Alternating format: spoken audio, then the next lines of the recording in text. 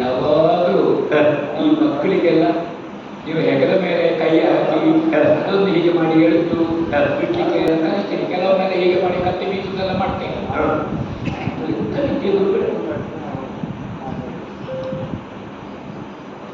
ಯೋಧ ವಿದ್ಯ. ಈ ವ್ಯಾಧ ಯೋಧನಾಗಿ ಆಗಬೇಕು ಅಂತ ಉಂಟು. ಆ ಯೋಗ ನಿಮ್ಮ ಸನ್ನಿಧಾನದಲ್ಲಿ ಬೇಕು ಅಂತ ಉಂಟು. ಅದಕ್ಕೆ ಬೇಕಾಗಿ ಮುಖ ನೋಡಿ ಕಾಲಿಗೆ ಬಿದ್ದರೆ ಅವ ಭಿಕ್ಷೆ ಬಿಡ್ಲಿಕ್ಕೆ ಬಂದಿದ್ದಾನೆ ಅಂತ ಅರ್ಥ. ಕಾಲಿಗೆ ಬಿಟ್ಟು ಮುಖ ನೋಡಿದರೆ ಅವ ವಿದ್ಯಾರ್ಜನೆಗೆ ಬಂದಿದ್ದಾನೆ ಅಂತ ಅರ್ಥ ಅಲ್ವ ಗುರುಗಳೇ? ಅದಕ್ಕೆ ಬೇಕಾಗಿ ನಿಮ್ಮ ಮುಖ ನೋಡಿದ್ದು ಮತ್ತೆ ನಾನು ಮೊದಲು ಕಾಲು ನೋಡಿದ್ದು. ಆ ಕಾಲಿನ ಬುಡಕ್ಕೆ ಬಿದ್ದು ಆಮೇಲೆ ನಿಮ್ಮ ಮುಖ ನೋಡುವಾಗ ಮಾತು ಮೊದಲು ಅವಸರದ ಕೇಳಲೇ ಇಲ್ಲ. ನಿನ್ನ ಹೆಸರು ನನಗೆ ಒಮ್ಮೆ ಹೇಳಿದ್ರೆ ನೆನಪುಳಿಯುತ್ತದೆ, ಒಮ್ಮೆ ನೋಡಿದ್ರೆ ಮರ್ತೋಗುದಿಲ್ಲ. ನನ್ನ ಹೆಸರು ಏಕಲವ್ಯ. ಏಕಲವ್ಯ ಏಕಲವ್ಯ ಏಕಲಕ್ಷ್ಯ.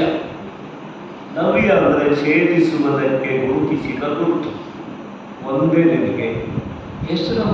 ಆದರೆ ಏಕಲಕ್ಷ್ಯ ಅದು ಹೌದು ಗುರುಗಳು. ಆದರೆ ನನಗೆ ಆಗುವುದಿಲ್ಲ. ಹಕ್ಕಿ ಹಾರದಿದ್ರೆ ಹೊಡಿಲಿಕ್ಕೆ ಬರುವುದಿಲ್ಲ. ಹಾರುವಾಗ ಹೊಡಿತೀವಿ. ಮೃಗ ಓಡಿದ್ರೆ ಹೊಡಿತೀವಿ. ಹೌದು, ಕೂತಲ್ಲೇ ಹೊಡಿಲಿಕ್ಕೆ ಬರುವುದಿಲ್ಲ. ಹಕ್ಕಿ ಹಾರದಿದ್ರೆ ನಾನು ಹೀಗೆ ಮಾಡಿ ಮತ್ತೆ ಅದನ್ನು ಹೊಡಿತೇನೆ. ಈಗ ಹಕ್ಕಿ ಕೂಗಿದ್ರೆ ಹೊಡೆದಿಕ್ಕೆ ಬರ್ತದ? ಕೂಗಿದ್ರೆ ಇಲ್ಲ. ಕೂಗು ಕೇಳಿಸ್ತದೆ, ಕೇಳ್ತದೆ. ಬಾಣ ಅಲ್ಲಿಗೆ ಹೋಗುದಿಲ್ಲ. ಅಲ್ಲಿಗೆ ಹೋಗೋದು ಹಾಡುವುದೇ ಇಲ್ಲ. ಅಲ್ಲಿಗೆ ಹೋಗ್ಬೇಕು. ಅದು ಹಾರಬೇಕು. ಅಂದ್ರೆ ಲಕ್ಷ್ಯವೆಂಬುದು ಚಂಚಲವಾದರೆ ಅದನ್ನ ಹೊಡೆದು ಕೆಡಗುವ ಏಕಲವ್ಯ.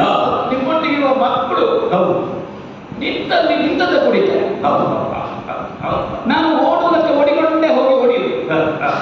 ನನಗೂ ನಿಂತಲ್ಲಿರುವುದಕ್ಕೆ ಹೊಡಿಬೇಕು ಅಂತ ಉಂಟು. ಹಾಗೆ ನಿಮ್ಮ ಎದುರು ನಿಂತಿದ್ದೇನೆ. ಬಾಗಿ ನಿಂದರೇ ಹೊಡಿಬೇಕು. ಕೂಗು ಕೇಳಿದ್ರೆ ಕೂಗಿನ ಮೂಲಕ್ಕೆ ಹೊಡಿಬೇಕು. ಶಬ್ದದ ಮೂಲ ಯಾವುದು? ಅದು ಅಲ್ಲಿಗೆ ಹೊಡಿಬೇಕು. ಬೆಳಕಿನ ಮೂಲ ಸೂರ್ಯ. ಹೌದು. ಶಬ್ದದ ಮೂಲ ಯಾವುದು? ಅದು ಎಲ್ಲಿ ಹುಟ್ಟುತ್ತದೆ ಅಂತ ಗೊತ್ತಾಗ್ತದೆ. ಕೇಳ್ತಾರೆ. ಬಹಳ ಪ್ರಾಮಾಣಿಕ ಹುಡುಗರು.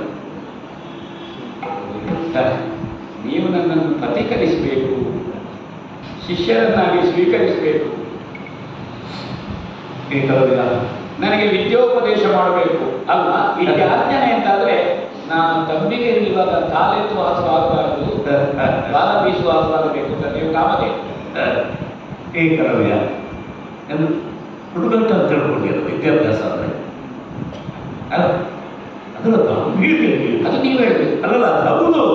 ಅಲ್ಲ, ಅದು ತಿಳಿದು ಬಂದಿಯ ಅಥವಾ ಕೇವಲ ಪ್ರಾಮಾಣಿಕವಾದ ಆಸೆಯಿಂದ ಬಂದಿಯ? ತಿಳಿದಲ್ಲ. ಈಗ ಹಾಲು ಕರೀಲಿಕ್ಕೆ ಹೋಗುವಾಗಲೂ ನಾವು ತಂಬಿಗೆಯನ್ನು ತೊಳಿಲಿಕ್ಕಿಲ್ವ? ಹಾಗಾದ್ರೆ ಏನೂ ಪಸೆ ಇಲ್ಲದಕ್ಕೆ ಹಾಲು ಕರೆಯುವುದಲ್ಲ. ಇಲ್ಲಿ ನೀರಿನ ಪಸೆ ಉಂಟು, ಹಾಲು ಬೀಳಬೇಕಿದೆ. ಬಹಳ ಮನಸ್ಸು ತುಂಬಿತಪ್ಪ. ನಾಲಿಗೆ ಸ್ವಲ್ಪ ಜಡ ಆಯ್ತು, ಮನಸ್ಸು ತುಂಬಿತು. ಅಂದರೆ ನಾಲಿಗೆ ಜಡ ಆಯ್ತು. ಈ ನಾಲಿಗೆ ನನ್ನದಲ್ಲ ಅಂತ ಉತ್ತಮ ಕುಲದ